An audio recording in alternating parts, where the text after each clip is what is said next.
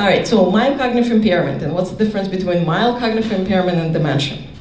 So mild cognitive impairment is a sort of a stage in between normal cognitive changes and more severe cognitive changes, which is dementia. It's like pre-dementia, early dementia. A lot of confusing terminologies there, but it's not quite accurate. So, and it can affect sort of memory, language, thinking, and judgment. So it's not just the memory.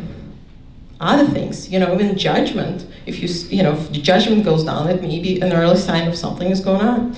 Those changes kind of greater than things that we described earlier with normal cognitive aging and changes with that. And at the bottom, this is fancy PET scans of different patients, and you can see again on your left is the brain, how the brain looks like within a normal individual.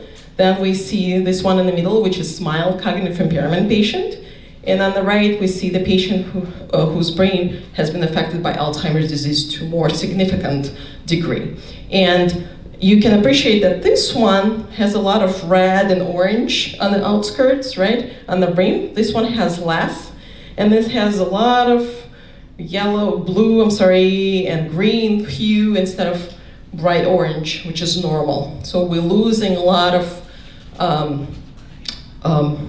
synapses in the brain volume, and it's not working as well, okay? So I think this is a good visual to what's changing, and you can see that this mild cognitive impairment is in between the normal and Alzheimer's disease dementia.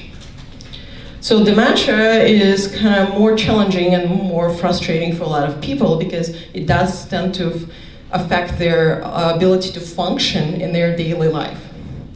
So it's where the cognitive changes, again, not just memory, even judgment, or ability to plan their days, or ability to pay their bills. It doesn't necessarily have to do anything with the memory. They may remember what you told them, okay? But that's changing, and those changes do affect ability to function independently, and that's the biggest